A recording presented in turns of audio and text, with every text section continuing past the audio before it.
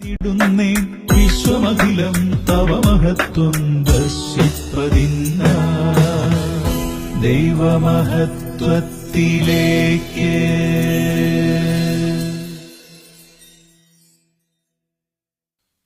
കർത്താവായ ഈശോയിൽ പ്രിയ സഹോദരങ്ങളെ, ദൈവമഹത്വത്തിലേക്ക് നിങ്ങൾക്ക് സ്വാഗതം.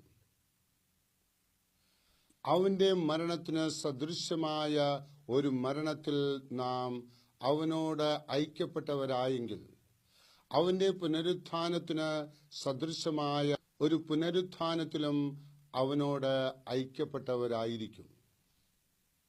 റോമ 6:5.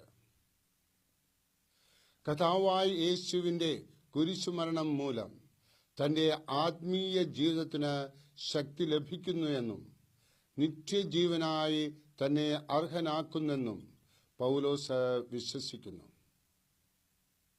എന്തോ അതിപ്രധാനമായ കാര്യം സാധിക്കാനുണ്ടെന്നുള്ള വ്യക്തമായ കാഴ്ചപ്പാടോടുകൂടി ആയിരുന്നു യേശു ജെറുസലമിലേക്ക് യാത്ര ചെയ്തത്.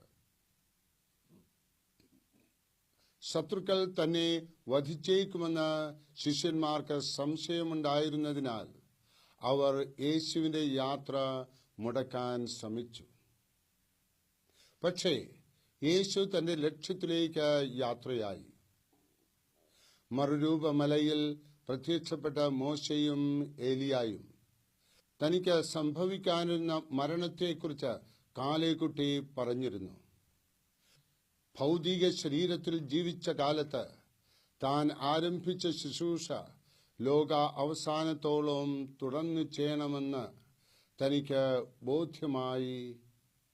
അതിന് ഭൗതിക ശരീരത്തിലെ ജീവിതം അവസാനിപ്പിച്ച് ആത്മീയ ശരീരത്തോടുകൂടി ലോകത്തിൽ വീണ്ടും വരേണ്ടത് ആവശ്യമെന്ന് താൻ മനസ്സിലാക്കി.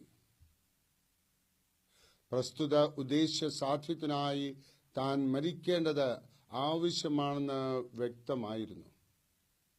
യേശു ദൈവഹിതത്തിന് കീഴ്പ്പെട്ടു മരണത്തെ സ്വീകരിച്ചതിനാൽ ദൈവം തന്നെ ഉയർത്തെഴുന്നേൽപ്പിച്ചു. ഉയർത്തെഴുന്നേൽപ്പിനു ശേഷം യേശു ശിഷ്യന്മാരോടുകൂടെ ഉണ്ടായിരുന്നു. തന്റെ ശുശ്രൂഷ തുടർന്ന് നിർവഹിക്കുകയും ചെയ്തു. നമ്മോടുകൂടെ സമകാലീനായി ജീവിക്കുകയും ചെയ്യുന്നു. അതിനാൽ നമ്മെ സഹായിക്കുവാൻ അവൻ പ്രാപ്തനാണ്. പൗലോസിനോടുകൂടെ സന്നിഹിതനായിരുന്ന യേശു വിശ്വാസികളായ നമ്മെയും സഹായിക്കുന്നു. യേശു മരിച്ചതും ഉയർത്തെഴുന്നേറ്റതും തനിക്കു വേണ്ടിയും മറ്റുള്ളവർക്ക് വേണ്ടിയും ആണെന്ന് പൗലോസിന് ബോധ്യമായിരുന്നു. ഈ യേശു തന്നെ ശക്തനാക്കുന്നതിനാൽ യേശുവിൽ മാത്രമാണ് തന്റെ പ്രശംസ. ഈ ജീവിതകാലത്ത് യേശുവിനോടുള്ള സഖിത്വം തന്റെ മരണശേഷവും തുടരുമെന്ന് പൗലോസ് ദൃഢമായി വിശ്വസിച്ചു.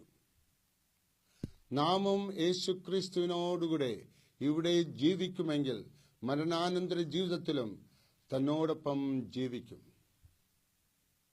യേശു മരിച്ചതും ജീവിക്കുന്നതും എന്നെ സംബന്ധിച്ചിടത്തോളം എനിക്കു വേണ്ടിയിട്ടാണ്.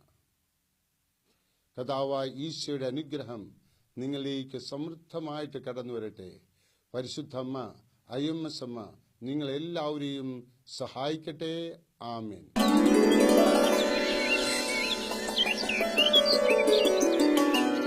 ദൈവവചനമേ നമോ നമഃ.